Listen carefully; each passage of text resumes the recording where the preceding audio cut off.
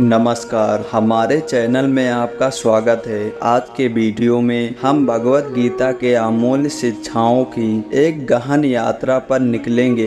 यह पवित्र ग्रंथ इसे भगवान श्री कृष्ण ने अर्जुन को समझाया। इसमें जीवन, कर्म, धर्म, आत्मा और मोक्ष के संबंध में गहरी और महत्वपूर्ण शिक्षाएं दी गई हैं। यह भारतीय दर्शन का एक महत्वपूर्ण ग्रंथ है और जीवन के हर पहलू से जुड़े मार्गदर्शन प्रदान करता है। शिक्षाओं का विस्तृत विवरण दिया गया है। इस वीडियो को अंत तक देखें और जीवन की हर परेशानी के मंत्र दिए गए हैं। कमेंट में अपनी राय जरूर दें। नंबर 1, कर्म योग, कर्तव्य और निष्काम कर्म। श्री कृष्ण अर्जुन को सिखाते हैं कि कर्म करना ही मनुष्य का धर्म है, लेकिन कर्म का फल प्राप्त करने की इच्छा नहीं होनी चाहिए। इसे निष्काम कर्म कहा जाता है। व्यक्ति को अपने कर्तव्यों का पालन बिना किसी फल की इच्छा के करना चाहिए। तुम्हारा अधिकार केवल कर्म करने पर है, फल पर नहीं। नंबर 2, ज्ञान योग, सच्चे ज्ञान का महत्व।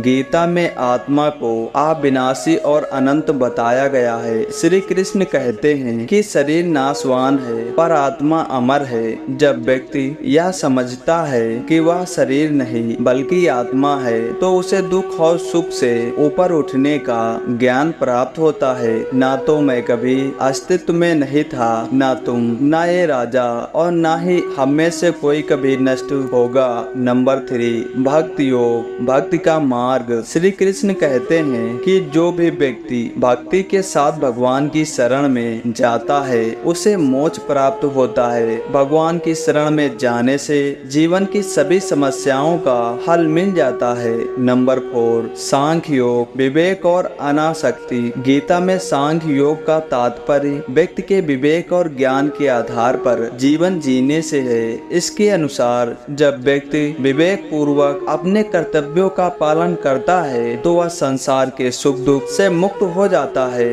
हे महाबाहु, संन्यास बिना योग के प्राप्त करना कठिन है। नंबर 5, अहंकार से मुक्त रहना। श्री कृष्ण अर्जुन को सिखाते हैं कि अहंकार मनुष्य के विनाश का कारण बनता है। व्यक्ति को अपने सभी कार्य भगवान को समर्पित करने चाहिए और अहंकार से मुक्त रहना चाहिए। अहंकार बल, दर्प, काम, क्रोध और संग्रह से सब त्यागने योग्य है। नंबर 6, मोक्ष और आत्मा की अनश्वरता।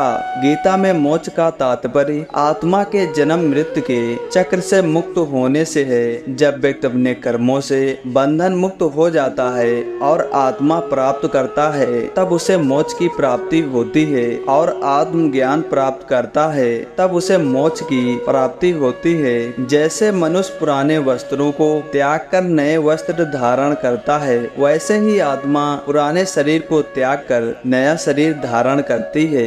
नंबर 7, मन और इंद्रियों का नियंत्रण। गीता में मन और इंद्रियों के नियंत्रण को आत्म संयम का महत्वपूर्ण अंग बताया गया है। मन और इंद्रियों को नियंत्रित करके व्यक्ति अपने जीवन को अनुशासित और संतुलित बना सकता है। मनुष्य को अपने द्वारा ही स्वयं को उठाना चाहिए, उसे गिरना नहीं चाहिए। नंबर 8, समत्व का सिद्धांत, समभाव। गीता में श्री कृष्ण सिखाते हैं कि व्यक्ति को हर परिस्थिति में समान भाव में रहना चाहिए, चाहे वह सुख हो या दुख, सफलता हो या असफलता। यह समत्व जीवन में शांति और संतुलन का मार्ग है। सुख दुख, लाभ हानि, जय पराजय को समान मानकर युद्ध करो। नंबर 9, धर्म और अधर्म। श्री कृष्ण सिखाते हैं कि धर्म का पालन करना मनुष्य का परम कर्तव्य है। धर्म का अर्थ केवल धार्मिक कृत्य नहीं है, बल्कि जीवन में सही और न्यायपूर्ण मार्ग का अनुसरण करना है। अधर्म का त्याग करने से व्यक्ति आत्मा की उन्नति करता है। धर्म और अधर्म के बीच का युद्ध धर्म क्षेत्र में होता है। नंबर 10, स्वधर्म का पालन। गीता में स्वधर्म का पालन करने पर विशेष जोर दिया गया है। श्री कृष्ण कहते हैं कि प्रत्येक व्यक्ति का अपना कर्तव्य है, जिसे निभाना ही धर्म है। किसी और के धर्म का पालन करने से बेहतर है कि व्यक्ति व्यक्ति अपने स्वधर्म का पालन करे, भले ही उसमें कठिनाइयां हों। स्वधर्म भले ही वह दोषपूर्ण हो, दूसरों के धर्म को अच्छी तरह से निभाने से बेहतर है। नंबर 11, द्वंद्व से परे उठना। गीता में द्वंद्व का तात्पर्य संसार के विपरीतताओं से है, जैसे सुख दुख, लाभ हानि, जय पराजय आदि। श्री कृष्ण सिखाते हैं कि इन द्वंद्वों से परे उठकर जीवन जीना चाहिए, क्योंकि ये केवल अस्थायी हैं और आत्मा इनसे परे है। द्वंद्वों में फंसने से व्यक्ति भ्रमित हो जाता है, जबकि आत्मज्ञान प्राप्त करके व्यक्ति निर्विकार हो जाता है। नंबर 12, संसार की अस्थायी प्रकृति। श्री कृष्ण बताते हैं कि यह संसार अस्थायी है और हर वस्तु का नाश निश्चित है। शरीर नश्वर है और मृत्यु अनिवार्य है, लेकिन आत्मा शाश्वत है। इसलिए व्यक्ति को संसार के मोह और बंधनों से मुक्त होकर जीवन जीना चाहिए। असत्य से सत्य की ओर, अंधकार से प्रकाश की ओर और मृत्यु से अमरता की ओर। नंबर 13, योग का महत्व। गीता में योग का अर्थ है केवल शारीरिक अभ्यास से नहीं, बल्कि यह आत्मा और परमात्मा के मिलन का साधन है। श्री कृष्ण योग को मानसिक और आत्मिक अनुशासन का मार्ग बताते हैं, जो व्यक्ति को मोक्ष की ओर ले जाता है। योग के 3 मुख्य प्रकार गीता में वर्णित हैं: कर्मयोग, ज्ञान योग और भक्ति योग। नंबर 14, संसार का माया और मोह। गीता में संसार को माया कहा गया है, जो भ्रम पैदा करता है और आत्मा को भौतिक बंधनों में फंसाता है। माया का यह जाल आत्मा को उसकी शाश्वत प्रकृति से भटकाता है और व्यक्ति को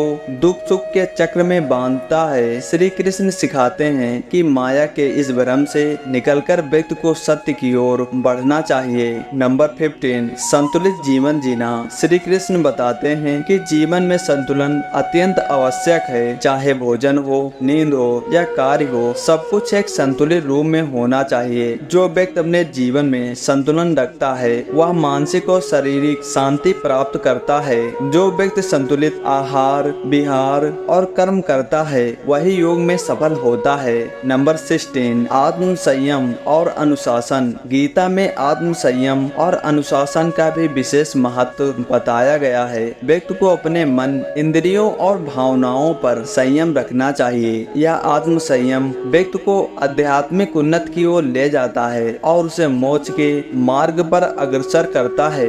जिसने अपने मन और इंद्रियों को जीत लिया है, वही सच्चा योगी है। नंबर 17, दैवी और असुर प्रकृति। श्री कृष्ण गीता में बताते हैं कि मनुष्य में 2 प्रकार की प्रवृत्तियां होती हैं, दैवी और आसुरी। दैवी प्रवृत्तियों में सत्य, अहिंसा, दया और प्रेम शामिल है, जबकि असुर प्रवृत्तियों में क्रोध, लालच, ईर्ष्या और अहंकार से जुड़ी होती है। व्यक्ति को दैवी गुणों का पालन करके आध्यात्मिक उन्नति करनी चाहिए। दैवी गुण मोक्ष की ओर ले जाते हैं, जबकि असुर गुण बंधन में डालते हैं। नंबर 18, आत्मा का अनुभव करना। श्री कृष्ण बताते हैं कि आत्मा अनश्वर, आजन्मा और अजर अमर है। आत्मा का अनुभव करने के लिए व्यक्ति को भौतिक बंधनों से मुक्त होकर ध्यान और ज्ञान के मार्ग पर चलना होगा। यह आत्मा ही व्यक्ति का असली स्वरूप है, न कि उसका शरीर। आत्मा का न तो जन्म होता है और न मृत्यु। नंबर 19, धैर्य और साहस। गीता में धैर्य और साहस का विशेष महत्व बताया गया है। व्यक्ति को कठिन परिस्थितियों में भी धैर्य और साहस का परिचय देना चाहिए। संघर्षों और चुनौतियों से भागने की बजाय उनका सामना करना चाहिए।